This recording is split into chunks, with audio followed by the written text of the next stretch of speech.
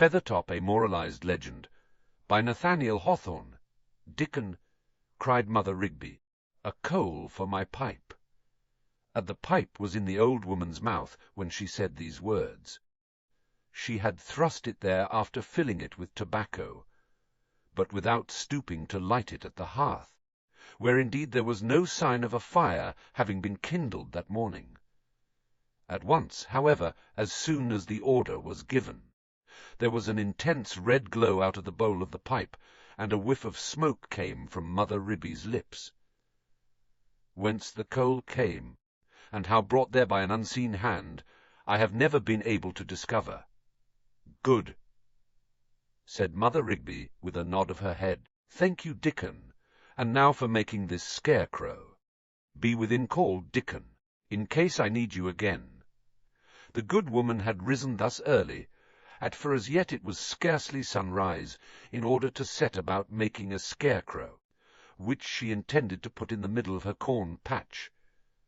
It was now the latter week of May, and the crows and blackbirds had already discovered the little, green, rolled up leaf of the Indian corn just peeping out of the soil. She was determined, therefore, to craft as lifelike a scarecrow as ever was seen, and to finish it immediately, from top to toe, so that it should begin its watch-duty that very morning. Now Mother Rigby, said as everybody must have heard, was one of the most cunning and powerful witches in New England, and might, with very little trouble, have made a scarecrow ugly enough to frighten the minister himself. But on this occasion, as she had awakened in an uncommonly pleasant mood, and was further softened by her pipe tobacco, she resolved to produce something fine, beautiful, and splendid, rather than hideous and horrible. "I don't want to set up a monster in my own corn patch, and almost at my own doorstep," said Mother Rigby to herself, puffing out a whiff of smoke. "I could do it if I pleased, but I'm tired of doing marvellous things, and so I'll keep within the bounds of everyday business just for variety's sake. Besides, there is no use in scaring the little children for a mile around, though it's true I'm a witch." It was settled, therefore, in her own mind, that the scarecrow should represent a fine gentleman of the period, so far as the materials at hand would allow. Perhaps it may be as well to list the chief articles that went into the making of this figure. The most important item of all, probably, although it made so little show, was a certain broomstick on which Mother Rigby had taken many a midnight ride, and which now served the scarecrow by way of a spine. One of its arms was a broken flail, which used to be wielded by Goodman Rigby, before his wife nagged him out of this troublesome world. The other, if I'm not mistaken, was made of the pudding stick and a broken rung of a chair, tied loosely together at the elbow. As for its legs, the right was a hoe handle, and the left an ordinary stick from the wood-pile. Its lungs, stomach, and other inner parts were nothing better than a meal bag stuffed with straw. Thus we have made out the skeleton and entire body of the scarecrow, with the exception of its head, and this was admirably supplied by a somewhat withered and shrivelled pumpkin, in which Mother Rigby cut 2 holes for the eyes and a slit for the mouth, leaving a bluish knob in the middle to pass for a nose. It was really quite a respectable face. "I've seen worse ones on human shoulders, at any rate," said Mother Rigby, "and many a fine gentleman has a pumpkin head, as well as my scarecrow. But the clothes, in this case, were to be the making of the man. So the good old woman took down from a peg an ancient plum, coloured coat of London make, with traces of embroidery on its seams, cuffs, pocket, flaps, and buttonholes, but sadly worn and faded, patched at the elbows, tattered at the skirts, and threadbare all over. On the left breast was a round hole, whence either a star of nobility had been torn away, or else the hot heart of some former wearer had scorched it through and through. The neighbours said that this rich garment belonged to the devil's wardrobe. and that he kept it at Mother Rigby's cottage for the convenience of slipping it on whenever he wished to make a grand appearance at the governor's table. To match the coat there was a velvet waistcoat of very ample size, once embroidered with foliage that had been as brightly golden as the maple leaves in October, but which had now quite faded from the fabric. Next came a pair of scarlet breeches, once worn by the French governor of Louisbourg, and the knees of which had touched the lower step of the throne of Louis the Great. The Frenchman had given these trousers to an Indian shaman, who traded them to the old witch for a small measure of liquor at one of their dances in the forest. Furthermore, Mother Rigby produced a pair of silk stockings and put them on the figure's legs, where they showed as flimsy as a dream, with the wooden reality of the 2 sticks miserably apparent through the holes. Lastly, she put her dead husband's wig on the bare scalp of the pumpkin, and topped the whole with a dusty 3-cornered hat, in which was stuck the longest tail feather of a rooster. Then the old woman stood the figure up in a corner of her cottage, and chuckled to behold its yellow semblance of a face, with its knobby little nose thrust into the air. It had a strangely self-satisfied look, and seemed to say, "Come, look at me." "And you are well worth looking at, that's a fact," said Mother Rigby, in admiration at her own handiwork.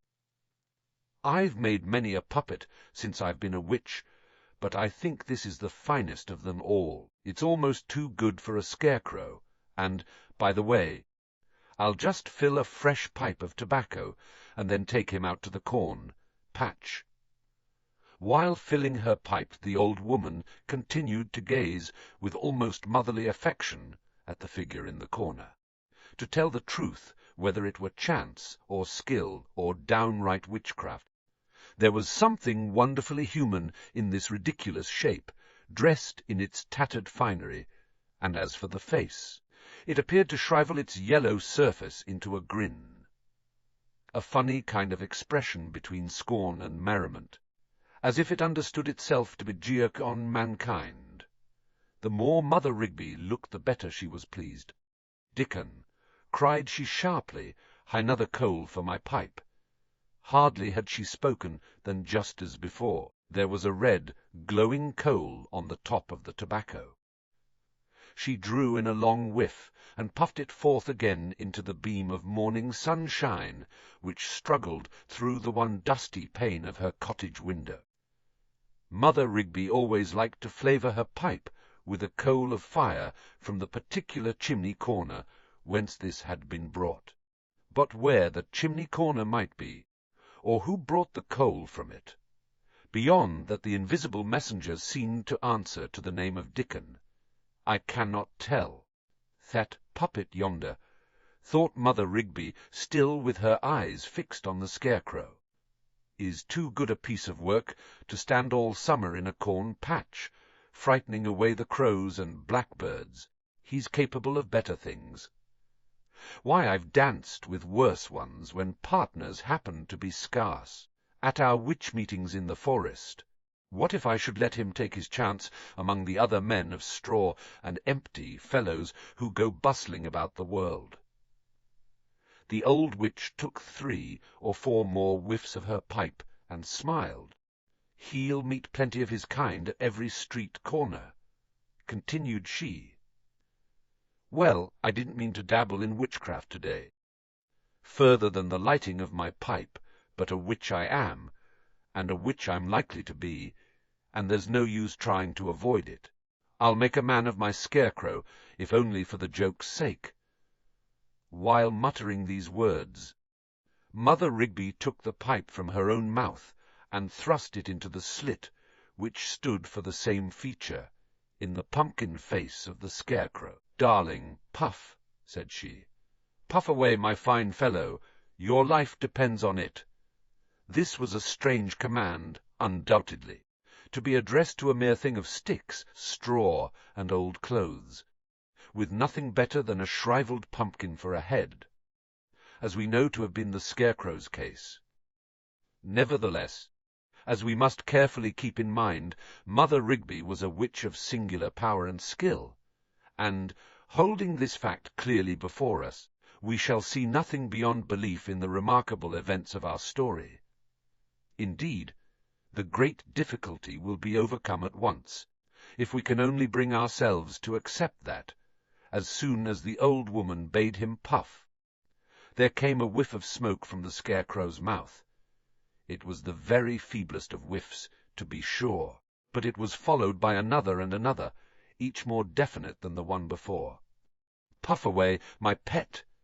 Puff away, my pretty one," Mother Rigby kept repeating with her pleasantest smile. "It is the breath of life to you, and that you may take my word for. Beyond all question the pipe was enchanted. There must have been a spell either in the tobacco or in the fiercely glowing coal that so mysteriously burned on top of it, or in the sharp, scented smoke which rose from the burning weed. The figure, after a few uncertain attempts, at length blew forth a burst of smoke stretching all the way from the dim corner into the beam of sunshine. There it swirled and melted away among the specks of dust. It seemed a strained effort, for the 2 or 3 next whiffs were fainter, although the coals still glowed and threw a gleam over the Scarecrow's face. The old witch clapped her thin hands together and smiled encouragingly upon her creation. She saw that the charm worked well. The shriveled, yellow face, which until now had been no face at all, had already a thin, shifting haze, as it were, of human likeness, moving to and fro across it, sometimes vanishing entirely, but growing more distinct than ever with the next whiff from the pipe. The whole figure, in like manner, took on a show of life, such as we give to vague shapes among the clouds, and half trick ourselves with the play of our own imagination. If we must look closely into the matter, it may be doubted whether there was any real change, after all, in the worn-out, worthless, and ill-joined substance of the Scarecrow, but merely a ghostly illusion, and a clever effect of light and shade so coloured and arranged as to fool the eyes of most people.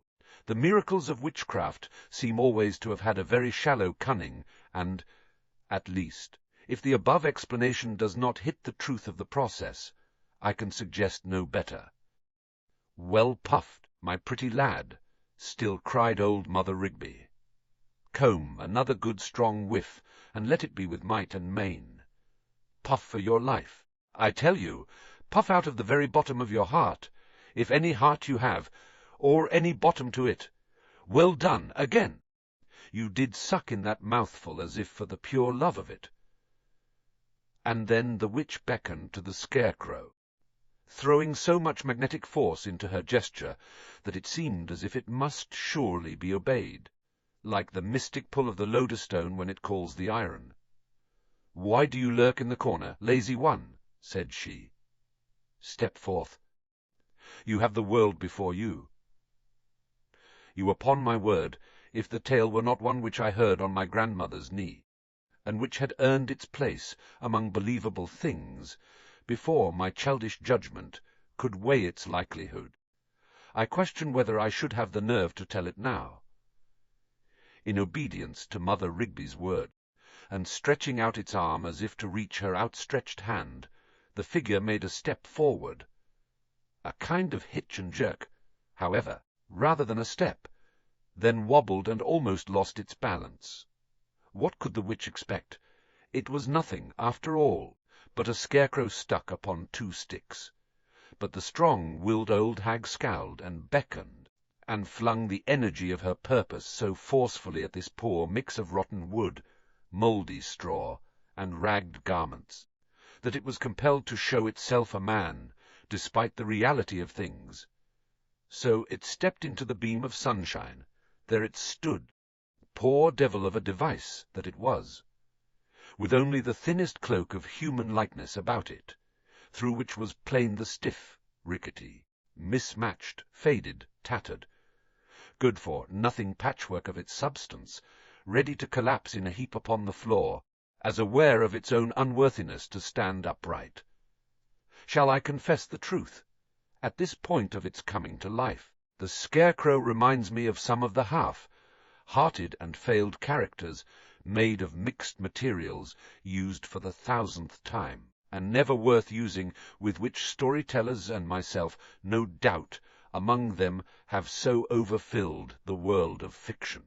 But the fierce old hag began to get angry and show a glimpse of her devilish nature, like a snake's head, peeping with a hiss out of her chest. At this cowardly behaviour of the thing which she had taken the trouble to put together. "Puff away, wretch!" cried she, wrathfully. "Puff, puff, puff, you thing of straw and emptiness! You rag or two! You meal bag! You pumpkin nothing! Where shall I find a name vile enough to call you by? Puff, I say, and suck in your fantastic life with the smoke, else I snatch the pipe from your mouth and hurl you where that red coal came from." Thus threatened, the unhappy Scarecrow had no choice but to puff away for dear life. As need demanded, therefore, it applied itself eagerly to the pipe, and sent forth such abundant bursts of tobacco smoke that the small cottage kitchen became all misty. The one sunbeam struggled dimly through, and could but faintly outline the image of the cracked and dusty window-pane on the opposite wall. Mother Rigby, meanwhile, with one brown arm on her hip and the other stretched toward the figure, loomed grimly amid the gloom with such stance and expression as when she used to heap a heavy nightmare on her victims and stand at the bedside to enjoy their torment. In fear and trembling did this poor Scarecrow puff. But its efforts, it must be admitted, served an excellent purpose, for, with each successive whiff, the figure lost more and more of its dizzy and puzzling thinness, and seemed to take on denser substance. Its very garments, too, shared in the magical change, and shone with the gloss of newness, and sparkled with the skilfully embroidered gold that had long ago been torn away. And, half revealed among the smoke, a yellow face bent its dull eyes on Mother Rigby. At last the old witch clenched her fist and shook it at the figure. Not that she was truly angry, but merely acting on the idea, perhaps false, or not the only truth, though as high a one as Mother Rigby could reach, that weak and sluggish natures, being incapable of better drive, must be stirred up by fear. But here was the crisis. Should she fail in what she now sought to achieve, it was her ruthless plan to scatter the miserable likeness back into its original pieces. "You have a man's look," said she, sternly, "have also the echo and mockery of a voice. I bid you speak." The Scarecrow gasped, struggled, and at length let out a murmur, which was so mixed with its smoky breath that you could scarcely tell whether it were indeed a voice or only a whiff of tobacco. Some tellers of this tale hold the opinion that Mother Rigby's spells, and the fierceness of her, will had forced a familiar spirit into the figure, and that the voice was its own. "Mother," mumbled the poor choked voice, "be not so harsh with me. I would gladly speak, but being without wits, what can I say?" "You can speak, darling, can you?" cried Mother Rigby, softening her grim face into a smile. "And what shall you say indeed? Say indeed. Are you of the brotherhood of the empty skull? And do you ask of me what you shall say? You shall say 1,000 things, and saying them 1,000 times over, you shall still have said nothing. Be not afraid. I tell you, when you come into the world, somewhere I plan to send you at once, you shall not lack the means to talk. Talk. Why, you shall babble like a mill stream, if you wish. You have brains enough for that, I swear." "At your service, Mother," responded the figure. "And that was well said, my pretty one," answered Mother Rigby. "Then you speak like yourself, and meant nothing. You shall have 100 such set phrases, and 500 besides. And now, darling, I have taken so much pains with you, and you are so beautiful, that, by my faith, I love you better than any witch's puppet in the world, and I've made them of all sorts, clay, wax, straw, sticks, night fog, morning mist, sea foam, and chimney smoke. But you are the very best. So listen to what I say. Wes, kind mother, said the figure. With all my heart. With all your heart, cried the old witch, setting her hands to her sides and laughing loudly. You have such a pretty way of speaking. With all your heart. And you did put your hand to the left side of your waistcoat, as if you really had one. As so now, in high good humour with this fantastic creation of hers, Mother Rigby told the Scarecrow that it must go and play its part in the great world, where not one man in 100, she declared, was gifted with more real substance than itself, and that he might hold up his head with the best of them, she granted him on the spot an uncountable amount of wealth. It consisted partly of a gold mine in El Dorado, and of 10,000 shares in a failed venture, and of 500,000 acres of vineyard at the North Pole, and of a castle in the air, and a chateau in Spain, together with all the rents and income from these. She further handed over to him the cargo of a certain ship, laden with salt of Cadiz, which she herself, by her magical arts, had caused to sink 10 years before in the deepest part of mid-ocean. If the salt were not dissolved, and could be brought to market, it would fetch a fair price among the fishermen. That he might not lack ready money, she gave him a copper coin of Birmingham make, being all the cash she had about her, and likewise a great deal of brass, which she applied to his forehead, thus making it yellower than ever. With that brass alone, said Mother Rigby, you can pay your way all over the earth. Kiss me, pretty darling. I have done my best for you. Furthermore, that the adventurer might lack no possible advantage toward a fair start in life, this excellent old woman gave him a token by which he was to introduce himself to a certain magistrate, member of the council, merchant, and elder of the church, the 4 roles making up but one man, who stood at the head of society in the nearby town. The token was neither more nor less than a single word, which Mother Rigby whispered to the Scarecrow, and which the Scarecrow was to whisper to the merchant. Goaty as the old fellow is, he'll run your errands for you. Once you've given him that word in his ear, said the old witch. Mother Rigby knows the worshipful Justice Gookin, and the worshipful Justice knows Mother Rigby. Here the witch thrust her wrinkled face close to the puppets, chuckling wildly, and twitching all through her frame with delight at the idea which she meant to share. The worshipful Master Gookin, whispered she, as a lovely young daughter, and listen, my pet, you have a fair outside and a pretty wit enough of your own. Yes, a pretty wit enough. You'll think better of it when you've seen more of other people's wits. Now, with your outside and your inside, you are the very man to win a young girl's heart. Never doubt it. I tell you it shall be so. Put but a bold face on the matter, sigh, smile, flourish your hat, thrust forth your leg like a dancing master, put your right hand to the left side of your waistcoat, and pretty Polly Gookin is yours. All this while the new creature had been sucking in and breathing out the misty fragrance of his pipe, and seemed now to continue this habit as much for the pleasure it gave, because it was an essential condition of his existence. It was wonderful to see how exceedingly like a human being it acted. Its eyes, said for it appeared to have a pair, were fixed on Mother Rigby, and at fitting moments it nodded or shook its head. Nor did it lack words proper for the occasion. Really? Indeed? Pray tell me. Is it possible? Upon my word, by no means. Oh, hem, and other such weighty remarks as show attention, inquiry, agreement, or disagreement on the part of the listener. Even had you stood by and seen the Scarecrow made, you could scarcely have resisted the belief that it perfectly understood the cunning advice which the old witch poured into its false ear. the more eagerly it applied its lips to the pipe, the more clearly its human likeness appeared among visible realities.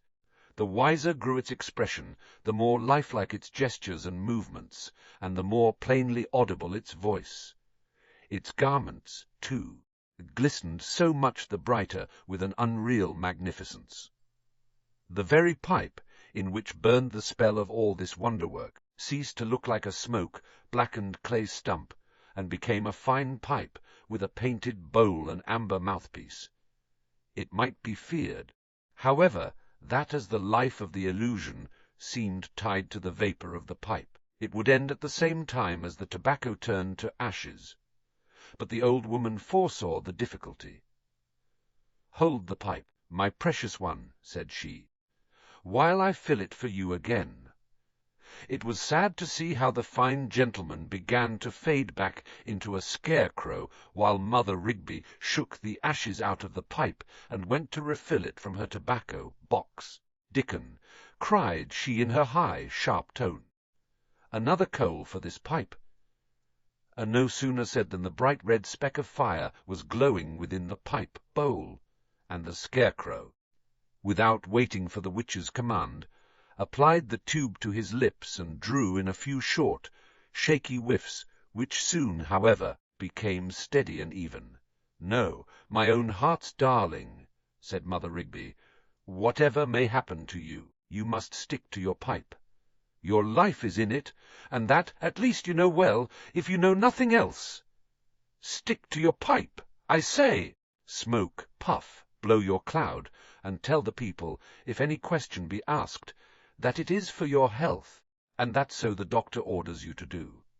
And, sweet one, when you find your pipe getting low, go off into some corner, and is first filling yourself with smoke, cry sharply, 'Dickon, a fresh pipe of tobacco,' and 'Dickon, another coal for my pipe,' and have it into your pretty mouth as quickly as may be. Else, instead of a gallant gentleman in a gold-laced coat, you'll be but a jumble of sticks and tattered clothes, and a bag of straw, and a withered pumpkin. Now go, my treasure, and good luck go with you." "Never fear, mother," said the figure in a strong voice, and sending forth a bold whiff of smoke, "I will thrive, if an honest man and a gentleman may." "Oh, you'll be the death of me," cried the old witch, shaking with laughter. "That was well said. If an honest man and a gentleman may, you play your part to perfection. Get along with you for a clever fellow, and I'll bet on your head, as a man of worth and substance, with a brain and what they call a heart, and all else that a man should have, against any other thing on 2 legs.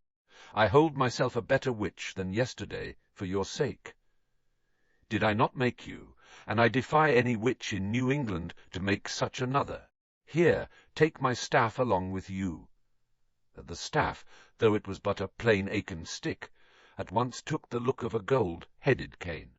"That gold head has as much sense in it as your own," said Mother Rigby, "and it will guide you straight to worshipful Master Gookin's door. Get going, my pretty pet, my darling, my precious one, my treasure, and if any ask your name, it is Feathertop. For you have a feather in your hat, and I have thrust a handful of feathers into the hollow of your head, and your wig, too, is of the style they call Feathertop, so be Feathertop your name." And, stepping out from the cottage, Feathertop strode boldly toward town. Mother Rigby stood at the threshold, well pleased to see how the sunbeams glistened on him, as if all his magnificence were real, and how carefully and fondly he smoked his pipe, and how handsomely he walked, despite a little stiffness in his legs. She watched him until out of sight, and threw a witch's blessing after her darling, when a turn of the road hid him from her view. By mid-morning, when the main street of the nearby town was at its peak of life and bustle, a stranger of very striking appearance was seen on the sidewalk. His bearing as well as his garments suggested nothing less than nobility. He wore a richly embroidered plum-coloured coat, a waistcoat of costly velvet, grandly adorned with golden foliage, a pair of splendid scarlet breeches, and the finest and glossiest of white silk stockings.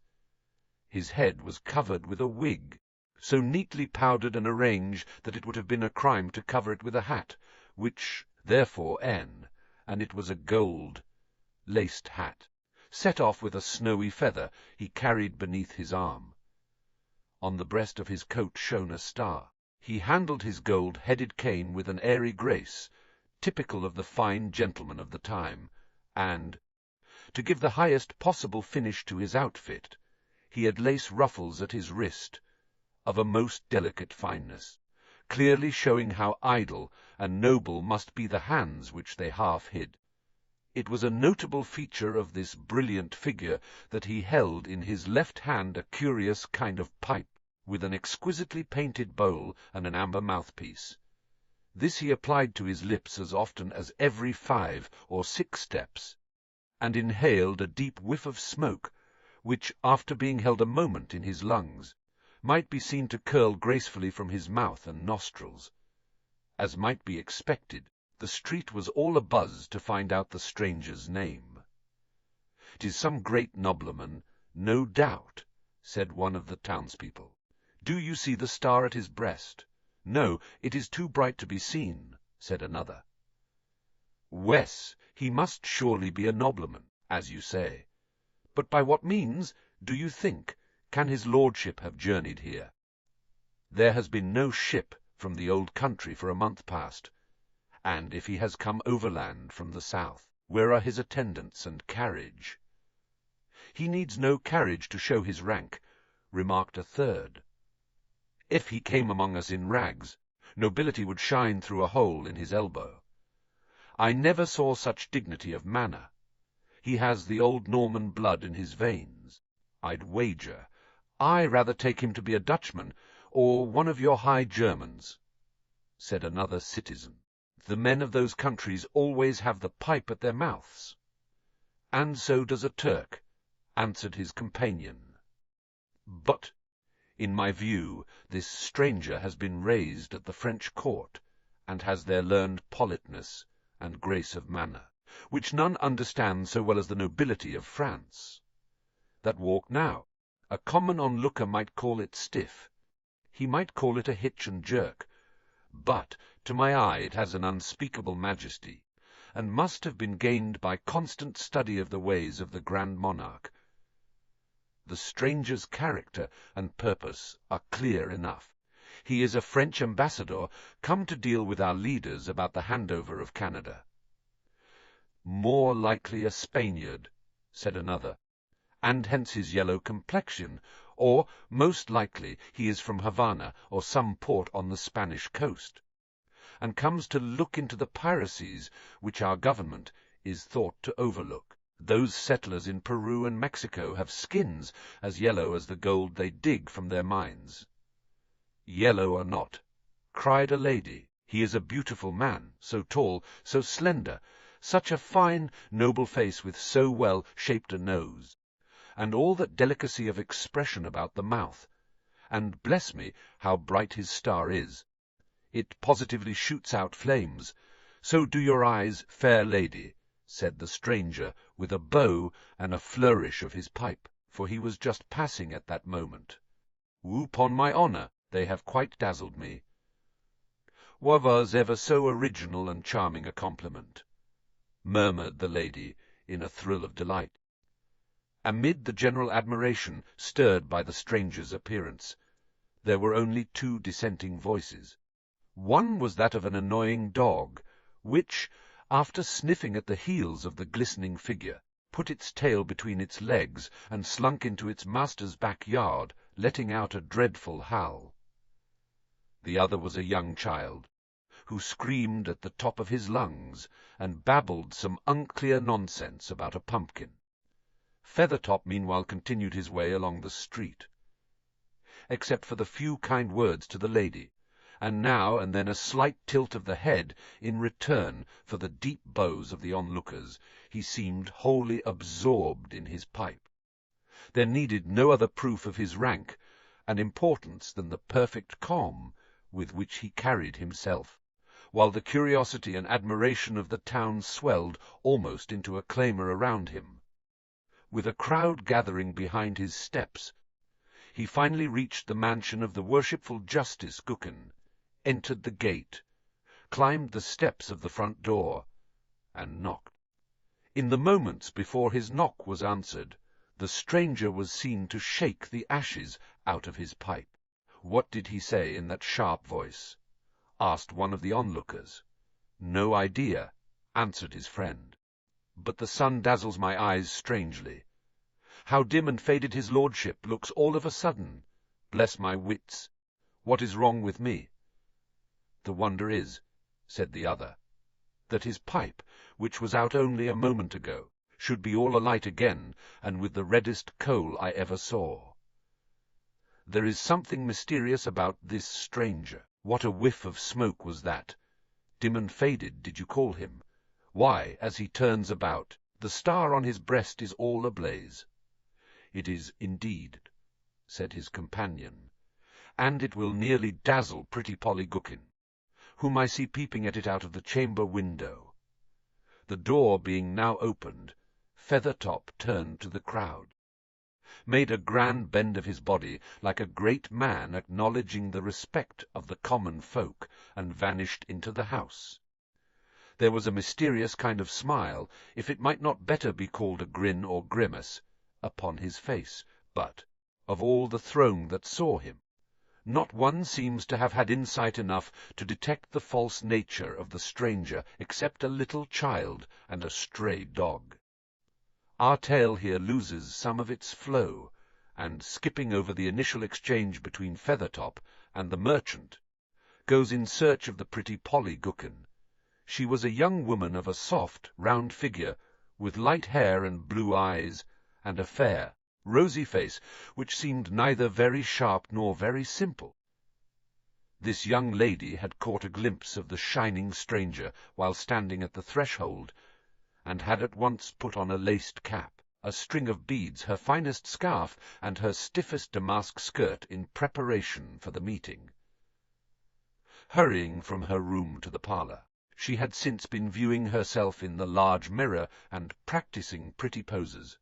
Now a smile, now a formal dignity of manner, and now a softer smile than before, kissing her hand too, tossing her head, and managing her fan, while within the mirror a faint little maid repeated every gesture, and did all the silly things that Polly did, but without making her ashamed of them. In short, it was the fault of pretty Polly's skill, rather than her will, if she failed to be as complete a pretence as the splendid Feathertop himself, and, when she thus played with her own simplicity, the witch's creation might well hope to win her. No sooner did Polly hear her father's gouty footsteps nearing the parlour door, along with the stiff clatter of Feathertop's high-heeled shoes, than she sat bolt upright and innocently began singing a song. "Polly, daughter Polly," cried the old merchant, "come here, child." Master Gookin's look, as he opened the door, was doubtful and troubled. "This gentleman," continued he, presenting the stranger, "is the Chevalier Feathertop. Nay, I beg his pardon, my Lord Feathertop, who has brought me a token of remembrance from an old friend of mine. Pay your respects to his lordship, child, and honour him as his rank deserves." After these few words of introduction, the worthy magistrate quickly left the room. But, even in that brief moment, had the fair Polly glanced aside at her father, instead of focusing wholly on the dazzling guest, she might have sensed some trouble close at hand. The old man was nervous, restless, and very pale. Intending a smile of courtesy, he had twisted his face into a sort of jolted grin, which, when Feathertop's back was turned, he swapped for a scowl, at the same time shaking his fist and stamping his gouty foot, an rudeness which brought its own punishment along with it. The truth seems to have been that Mother Rigby's word of introduction, whatever it might be, had worked far more on the rich merchant's fears than on his goodwill. Moreover, Being a man of keen observation, he had noticed that the painted figures on the bowl of Feathertop's pipe were moving. Looking closer, he became certain that these figures were a group of little demons, each with horns and a tail, dancing hand in hand, with gestures of wicked glee around the edge of the pipe bowl, as if to confirm his suspicions, while Master Gookin led his guest along a dark passage from his private room to the parlour.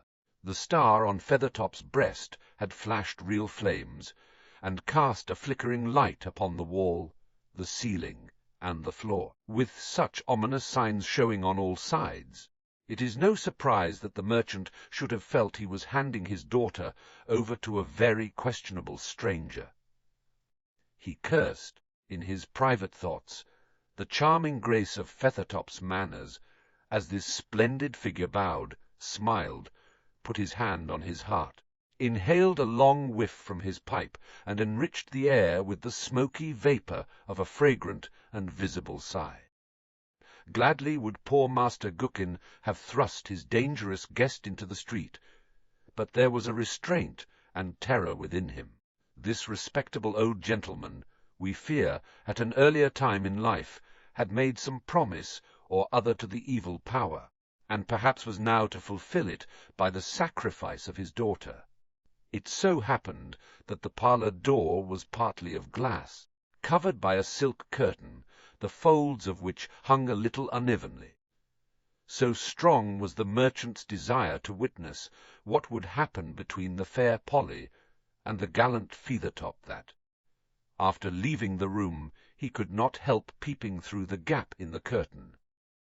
But there was nothing very astonishing to be seen, nothing, except the small signs already noted, to confirm the notion of a supernatural danger surrounding the pretty Polly. The stranger, it is true, was clearly a thorough and practised man of the world, orderly and self-assured, and thus the sort of person to whom a parent ought not to entrust a simple young girl without careful watch over the outcome. The worthy magistrate, who had dealt with all sorts and ranks of people, could not but see that every motion and gesture of the distinguished Feathertop fell into its proper place. Nothing had been left rough or natural in him. A well-practised polish had blended fully with his being and turned him into a work of art. Perhaps it was this trait that gave him a kind of eeriness and awe. It is the effect of anything completely and perfectly artificial, in human form, that the figure strikes us as an unreality, and as having hardly enough substance to cast a shadow on the floor. As for Feathertop, all this resulted in a wild, extravagant, and fantastical impression, as if his life and essence were akin to the smoke that curled upward from his pipe. But pretty Polly Gookin did not feel this way. The pair were now walking about the room, Feathertop with his dainty stride, and no less dainty grimace, the girl with a natural maidenly grace, just touched, not spoiled, by a slightly affected manner, which seemed borrowed from the perfect artifice of her companion. The longer the meeting went on, the more enchanted was pretty Polly, until, within the first quarter of an hour, as the old magistrate noted by his watch, she was clearly beginning to fall in love. Nor need it have been witchcraft that won her over so quickly. The poor child's heart, it may be, was so very warm that it melted her with its own heat, as reflected from the hollow pretence of a lover. No matter what Feathertop said, his words found echo in her ear. No matter what he did, his actions were heroic to her eye. And by this time it is likely there was a blush on Polly's cheek, a tender smile about her mouth, and a liquid softness in her glance, while the star kept sparkling on Feathertop's breast, and the little demons danced with more frantic glee than ever about the edge of his pipe bowl. Or pretty Polly Gookin, why should these imps rejoice so wildly that a foolish maiden's heart was about to be given to a shadow? Is it such an uncommon misfortune, such a rare victory? By and by Feathertop paused, and throwing himself into a striking pose, seemed to call the fair girl to survey his figure and resist him longer if she could. His star, his embroidery, his buckles glowed at that instant with unspeakable splendor. The vivid colors of his clothing took a richer depth. There was a gleam and polish over his whole presence, showing the perfect magic of well-ordered manners. The maiden raised her eyes and let them linger upon her companion with a shy and admiring gaze. Then, as if wishing to judge what value her own simple beauty might have beside so much brilliance, she cast a glance toward the full-length mirror in front of which they happened to be standing. It was one of the truest mirrors in the world, and incapable of flattery. No sooner did the images reflected there meet Polly's eye than she shrieked, shrank from the stranger's side, stared at him for a moment in the wildest dismay, and sank senseless upon the floor. Feathertop likewise had looked toward the mirror, and there saw, not the glittering mockery of his outer show, but a picture of the sordid patchwork of his real make-up, stripped of all witchcraft. The wretched likeness, we almost pity him. He threw up his arms with an expression of despair that went further than any of his earlier acts toward proving his claim to be counted human. For perhaps the only time since this so often empty and misleading life of mortals began its course, an illusion had seen and fully known itself. Mother Rigby was seated by her kitchen hearth in the twilight of this eventful day, and had just shaken the ashes out of a new pipe, when she heard a hurried tramp along the road. Yet it did not seem so much the tramp of human footsteps as the clatter of sticks or the rattling of dry bones. "F-ha!" thought the old witch, "what step is that? Whose skeleton is out of its grave now, I wonder?" A figure burst wildly into the cottage door. It was Feathertop. His pipe was still alight. The star still flamed upon his breast. The embroidery still glowed upon his garments, nor had he lost, in any degree or way that could be measured, the look that likened him to our mortal kind. But yet, in some indescribable way, as is the case with all that has fooled us when once found out, the poor reality was felt beneath the clever pretence. "What has gone wrong?" demanded the witch. "Did that sniffing hypocrite thrust my darling from his door? The villain! I'll set 20 fiends to torment him till he offers you his daughter on his bended knees." "No, mother," said Feathertop gloomily, "it was not that." "Did the girl scorn my precious one?" asked Mother Rigby, her fierce eyes glowing like 2 coals of hell. "I'll cover her face with pimples. Her nose shall be as red as the coal in your pipe. Her front teeth shall fall out. In a week she shall not be worth your having." "Let her alone, mother," answered poor Feathertop. The girl was half won, and I think a kiss from her sweet lips might have made me altogether human. "But," he added, after a brief pause, and then a howl of self-contempt, "I've seen myself, mother. I've seen myself for the wretched, empty thing I am. I'll exist no longer." Snatching the pipe from his mouth, he flung it with all his might against the chimney, and at the same instant sank upon the floor, a jumble of straw and tattered garments, with some sticks poking out from the heap, and a shrivelled pumpkin in the midst. The eye-holes were now dull, but the roughly carved gap, that just before had been a mouth, still seemed to twist itself into a despairing grin, and was so far human. "Poor fellow," said Mother Rigby, with a sorrowful glance at the remains of her ill-fated creation. "My poor, dear, pretty Feathertop. There are thousands upon thousands of fools and frauds in the world, made up of just such a mix of worn out, forgotten, and good for nothing trash as he was, yet they live in good standing, and never see themselves for what they are. And why should my poor puppet be the only one to know himself and perish for it?" While thus muttering, the witch had filled a fresh pipe of tobacco, and held the stem between her fingers, unsure whether to thrust it into her own mouth or Feathertop's. "Poor Feathertop," she continued. "I could easily give him another chance, and send him forth again tomorrow. But no, his feelings are too tender, his sensitivities too deep. He seems to have too much heart to bustle for his own gain in such an empty and heartless world. Well, well, well! I'll make a scarecrow of him after all.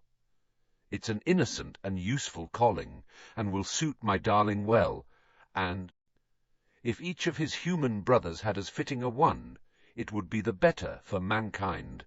And as for this pipe of tobacco, I need it more than he." So saying, Mother Rigby put the stem between her lips. "Dickon," cried she in her high, sharp tone, "'nother coal for my pipe.